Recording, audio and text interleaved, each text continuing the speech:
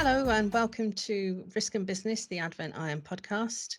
I'm here again, Ellie Hurst. I'm Head of Communications for Advent IM, and I'm really happy to be talking to Mike, our MD, this morning. Hello, Mike. Hello and good morning. How are you doing? I'm good, thank you. Excellent. Getting used Excellent. to this brave new world of lockdown. That's right, yeah. So another podcast by Skype, which is an interesting experience for me and a whole new set of challenges, but all good fun. So this morning, Mike, thought we'd have a little bit of a chat about ransomware. And although, lots of people talk about ransomware, I think it'd be interesting for us to just have a little bit of a chat about its evolution, but with a specific reference to critical national infrastructure and some operational technology challenges, stuff like Yeah, that. definitely. So I know it's something that we've talked about a few times in the past, and we've definitely presented on it at a few different events, including some of the really quite excellent Gallagher events. But it still seems to be something that people aren't quite getting their heads around. Not all businesses are getting their arms around it, and there seems to be a kind of not a consistent approach, then, shall we say. So I thought we'd just have a little bit of a chat about that. That sounds great. Yeah, no problem at all. So what do you see as being some of the major changes that have happened over the last sort of 2 or 3 years of ransomware, Mike? Well, I think in order to answer that, you have to first look at some of the things that haven't changed in the last 25 years. So I can remember in the very early days of my security career dealing with the first connected viruses and worms that came out. Viruses like the I Love You virus, Oh, yeah. and even the virus warning virus, which came alleging to be a warning about a virus in the wild, except when you clicked on it, it actually activated the virus. Yes. Um, and and that's a key thing because in 25 years, actually the delivery method, primarily through the internet and largely still through emails, still relies on a connection with a user that generates curiosity that then results in somebody interacting with it. So still a people issue then. So it's still very much a people issue. And Mm-hmm. I think actually there's a huge parallel to be drawn along with what's happening around the world this year. The reason so many organizations have gone into lockdown because we have a pandemic, effectively a real life global virus, Mm-hmm. um, which is affecting so many people. And the only way to control it is to prevent people from interacting with it. Mm. Now, of Yeah. course, when it comes to computer networks, it's just not realistic to expect us to go back to a world where we're not connected to each other and we're therefore not interacting with these things. Mm. However, all the research tells us that the biggest and most successful way of introducing malware, including ransomware, into a network continues to be by sending a phishing email to our staff. Yeah. And around the world, we're spending billions of pounds on new technology and continuing to develop, increasingly sophisticated tools, detection, anti-malware. Now we're talking about machine learning and artificial intelligence, anti-malware, but it's still getting through Mm. because our biggest strength and our biggest weakness is our human element and our curiosity. Mm-hmm. So one of the things that I've noticed about ransomware, I mean, people kind of have a bit of a disconnect between their personal lives and their work lives. I think that's starting to disappear, but I think with so many people now working from home, that they're possibly being forced to apply some more stringent security to their behaviour, and so this may also contribute to it, but a shift away from the kind of personal ransomware attacks. So that kind of like singular exploitation kind of thing of an individual that's done with a kind of scattergun approach to a much more structured and lucrative set of targets, i.e. businesses and some, cities and municipalities. That's right, because, in the early days, it was easy to use some sort of internet bot and connected technology in order to send out several million phishing emails. And in that way, you only needed to harvest 0.01% in order to make it lucrative. But of course, that's still a little bit too much like hard work for the bad guys, So how do you make more money with less effort? You target people with more money, and the people who have the most money, of course, are the corporations, the city governments, and the national governments. So, of course, the scale of attack has refocused on those entities that have got the money, but also which historically have shown themselves as being particularly poor at managing and updating their technology. Only have to go back a couple of years here in the UK to see the amount of concern there was across our public sector when they end of life XP, because Yes. shock horror, it's an operating system that's coming to the end of its life, and now we're going to have to replace it. Yes. As though that wasn't factored in as part of the implementation of that technology in the first. Oh yeah, of course, no, of course it wasn't, because it's a capital expenditure, and we don't think about software life cycle and hardware life cycle. Yeah. We don't think about ongoing maintenance and patching, because they're operational requirements, not part of the procurement requirements. Yes. Yeah, there's a real disconnect, isn't there? And of course, look what happened after that. So it almost feels like the beginning of a major shift there into this sort of much more finely tuned software, more finely tuned ransomware. So thank you very much to everyone who paid up your ransoms there, because you helped to fund that development. Yes, it's the to attack the rest of us. Crowdsourcing. Yeah. So, how can we make more money for software development? I don't know. We'll go and exploit and blackmail a few people. That's right. And then when they pay up, we'll use that to fund our software development process. That's right. Sort of crowdfunding. And it worked. It's worked brilliantly. I mean, you sent me something this morning, Mike, to look at, which was a story about was it a nuclear reactor in India? Yeah, one of their newest nuclear reactors in India, which then got attacked by malware. And it just goes to show, it's like, even where something is cutting edge, we've got these. I think when we talk about hackers, people still have this toxic image of it being, a teenager in a hoodie in a darkened room, and wherever they go, they're followed by matrix graphics. But actually, cybercrime is big business. It's lucrative business. It's netting cyber criminals millions and millions of pounds every year.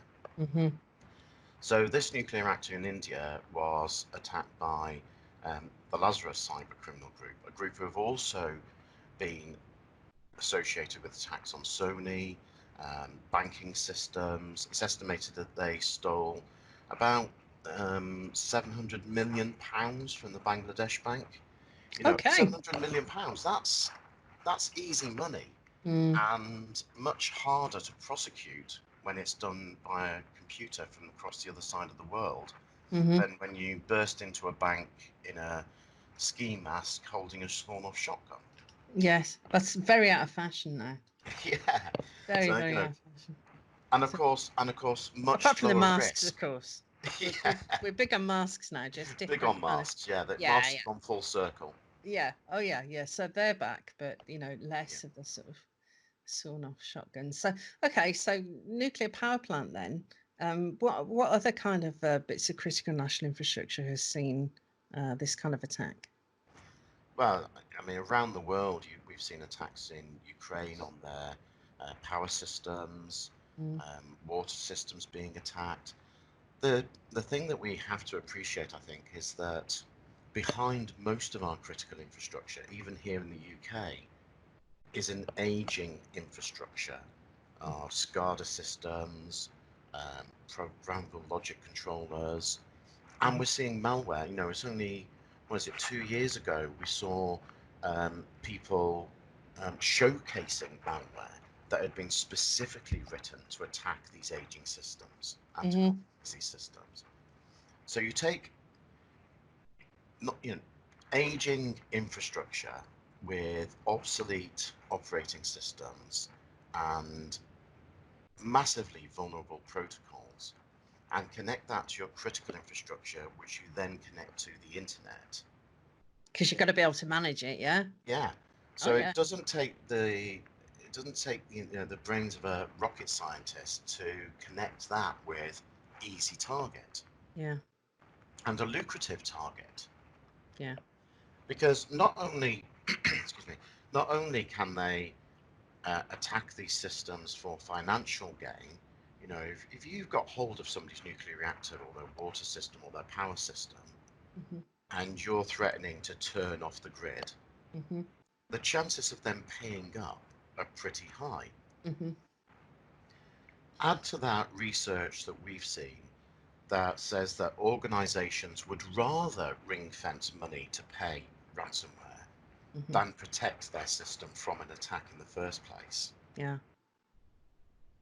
So we've got organizations who we know are prepared to pay, combined with infrastructure that is easy to compromise, combined with organizations who have got the capability to pay. Yeah. Bingo, perfect storm. It is a perfect storm. I read somewhere, I think it was last year, an article that said that there were some banks that were actually ring fencing large amounts of Bitcoin in order to be able to pay cyber ransoms. And that was a real shake my head moment, because I thought, wow, is that where we are now, really? Yeah, we're effectively saying that we accept that crime's going to happen. Yeah. It's a bit like you or I saying we just accept now that crime happens, so we'll stick an extra couple of quid in the sock drawer just in case. Yeah. Rather than replace the broken front door. Yeah. Or work out why the front door failed in the first place, and then make some appropriate improvements. But you know, we're talking, you know, going back 3 or 4 years now. You know, over in the States, they admitted that there had been a sustained and very capable, very sustained, and very joined up attack on a number of their energy companies. We've seen here in the UK several years ago now. Well, it was under David Cameron as the Prime Minister, so that gives you an idea of how long ago it is. The government identified cyber attack on our national infrastructure as being a tier 1 threat, one of only 16 tier 1 threats to the UK. Yeah. That's an act of international terrorism, hostile computer attacks on our cyberspace, major incident, national hazard, such as, funnily enough, a pandemic. Yes. So cyber attack on our national infrastructure is up there alongside a global pandemic as a tier 1 threat. Yes. And we know that as we come into the final year of the national cybersecurity strategy, that we still haven't got our hands around how to deal with that tier 1 threat. No. No, we haven't. And I think the fact that I think it was 2017, the National Cybersecurity Centre said that they'd identified a serious and sustained a series of attacks on the supply to critical national infrastructure. They didn't specify where, obviously, because they couldn't do that. But which shows us again, so it's not just a case of critical national infrastructure that is potentially under threat, but the threat could be coming from its own supply chain or ecosystem, of which, you know, a huge amount of UK businesses will be a part of, but also some of that. So if you start at the top, then some of the infrastructure itself is not domestically owned. It's owned and operated by, you know, non-UK entities, and some of that is private as well. And then you add on top of that the convolution and complexity of the supply chain and ecosystem for those bits of infrastructure, and what you've got is a kind of a bit of an unwieldy monster in terms of trying to provide assurance, security assurance for that. What do you think about that? Well, again, this is not new news, is it? Because we've been warned for probably coming on for a decade now that supply chain assurance needs to be considered more. And it's not a supply chain, is it? Let's face it, it's a whole ecosystem It is an of ecosystem, interconnected organizations. yeah. And you know, in the forerunner to the national cybersecurity strategy, the government said that government had a defence and security structure that was woefully unsuitable for the world we currently live in. Now, you know, that's 7-8 years old as a quote. And we're still, how many organizations are actually auditing their supply ecosystem to understand how their security posture looks? And I think how for many, most it's such a links? big thing that they kind of almost don't want to, they almost don't want to look at it. It's almost like too big. It's like, forget an elephant in the room. It's much bigger than an elephant. Yeah. And you know, how many links do they go across their supply ecosystem if they are doing it? Yeah. And as we've seen it in all sorts, it's not just in the cyber world, but you only have to look at the food chain. The reason we ended up with horse meat in ready meals in the UK was because we lost contact with the supply chain. And if you don't know what's going into your supply chain, then don't be surprised when you don't know what's going into your ready meal. Or in this case, into your national infrastructure. Into your infrastructure, yeah.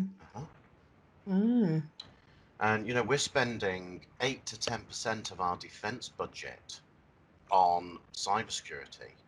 And the only thing that we've achieved in the National Cybersecurity Strategy is the implementation of a National Cybersecurity Centre. Now, yeah. You know, without wanting to be critical of the National Cybersecurity Centre, because they have achieved a whole load of fantastic, oh my God, they have, yes, operational elements. Yes. You know, they're dealing with stuff on an ongoing basis, on an operational level and a tactical level, extremely well. Yes. But other than the writing of a strategy 8 years ago, who is doing the strategic thinking on an ongoing basis? And why do we wait until the end of the National Cybersecurity Strategy to refresh it? Everybody knows if you've got a business strategy, you don't write a 3 to 5 year business strategy and then wait to the end of those 5 years and go, oh, business strategy didn't work, we're broke. Yeah, it's supposed to be a breathing, living entity. Yeah, you update it as you're going along and you react to changes in the world, and in the case of business, in changes to finance and business operations and all sorts of things as you go along. So we are over a decade down the line from government identifying cyber as a tier 1 threat. We've got 10 years of spending 8% of our defence budget on cybersecurity. We've got year after year after year, government saying cybersecurity is a major problem and we're not up to it. And we don't appear to have anybody in government who knows how to fix this problem. Whilst at the same time, as you've identified, our national infrastructure is largely not in UK ownership, outsourced to the private sector, to non-UK organisations, we've got the potential that our entire power infrastructure is owned by not only non-UK organisations, but hostile non-UK organisations, combined with cyber being a tier 1 threat. Yeah, something's dreadfully disconnected somewhere, isn't it? Well, you know, it's like a Far Side comic. Yes. Well, you know, he may have drawn it. We just haven't seen it yet. So that's something to look at. That's something to look for, listeners, once you've listened to this podcast. So yeah, I don't even ask for any credit for that one. No. But you know, No, fair play. you know, where are we going to go from here? Because the situation not only is not going away, not only is it not getting any better, but actually it's getting exponentially worse on a week-by-week basis as we throw more and more peripheral operational technology, Internet of things into our infrastructure that just frankly isn't fit for purpose. And that's connected into our peripheral networks, like, for example, our air conditioning or our fire and life safety system, which in turn, for ease of management, is connected into our network, which in turn, for ease of management, is connected into our infrastructure, which in turn, as a supplier, is connected into our national infrastructure. But, you know, the attacks that we're seeing, they're not, by and large these days, they're not attacking the corporate infrastructure head on. No, because why would you? Yeah, absolutely. Why would you? Yeah. You know, and as some of our listeners will know, one of the reasons that I've worked alongside people like Tony Porter and some of the manufacturers in the surveillance camera industry over the last few years to develop standards for that is because we've seen compromises there. We've seen whole cities of surveillance cameras being taken offline by ransomware. We've seen children being spoken to in their bedroom by paedophiles because of poor security. Yeah. So we have to also appreciate that, you know, cybersecurity is not this academic thing. It's not just something that researchers are talking about. It's happening in the real world. It's not just something that, you know, big corporations get hit by it and it hits the news and then it goes away and it's cost a little bit of money.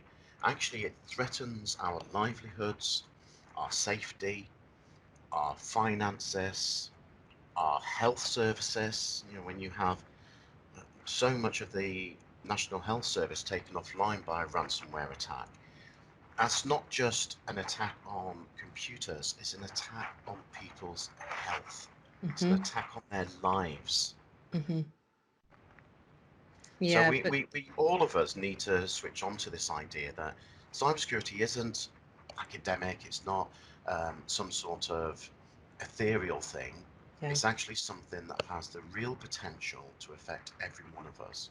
Yeah, it's not discrete. It's not a discrete thing. It's part of us. It's part of our lives. It's part of all of our lives. And I think the more that we continue to blend work and home as well, the more important it becomes. And I think that's one of the things that Craig and I talked about in the last podcast was this, as everybody has moved to working from home and, you know, as the pandemic continues, and working practices continue to try and keep up with that.